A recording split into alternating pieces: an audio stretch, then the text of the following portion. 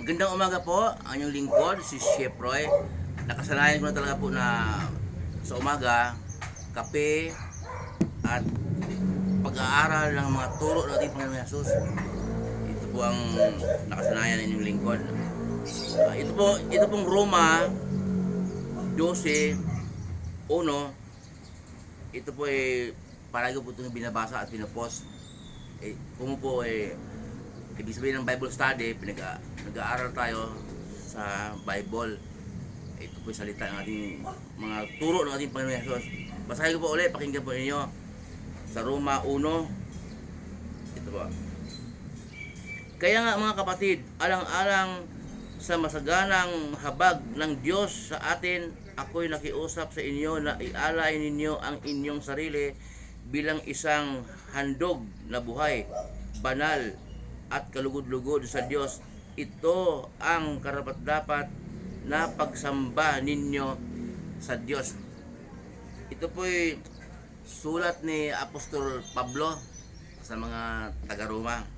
Ayan po ito po ang karapat-dapat daw na pagsamba, sabi ni Pablo. Tama po yun. Ito ang karapat-dapat na pagsamba natin sa Diyos. Okay.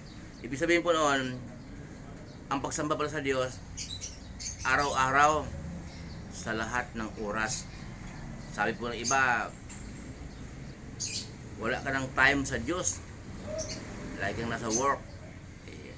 Kahit sa work po, pwede kang sumamba sa Diyos. Yung ipamumuhay natin ang mga turo ng ating Panginoon Jesus.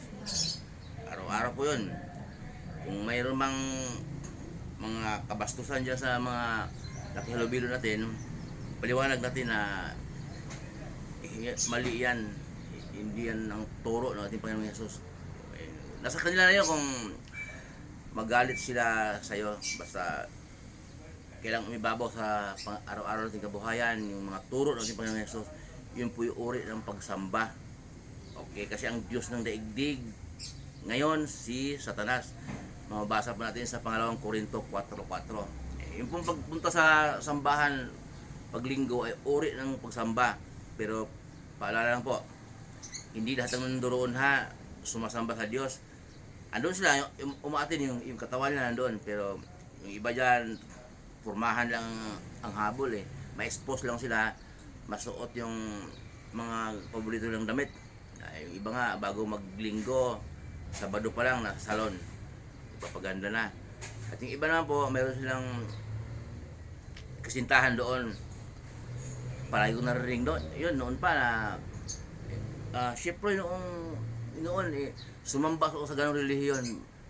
Bakit? Kasi nga may girlfriend ako doon, na member doon. Kaso lang hindi kami nagkatuluyan.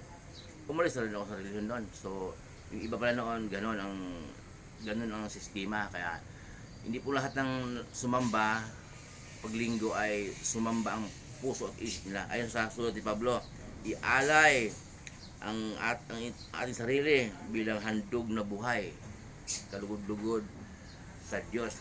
Galawan po natin araw-araw kung kahit saan po tayo nandoon, nasa work man tayo, ang galawan po natin kung kalugod-lugod sa Diyos ay tayo po sumamba sa Diyos. Kung ginagawa ko po, binabasa ko ang mga turo ni Jesus.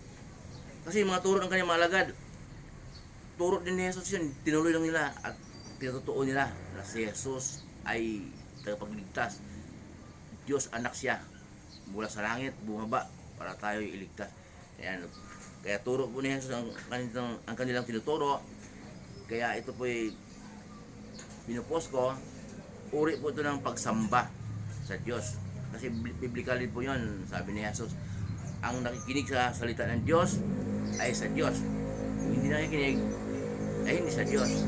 Muli po yung lingkod, si Chef Roy. Ingatan po tayo ng Diyos, pagpapalain po tayo ng Diyos. Manalangin po tayo kahit saan po tayo pupunta, samahan tayo ng Diyos.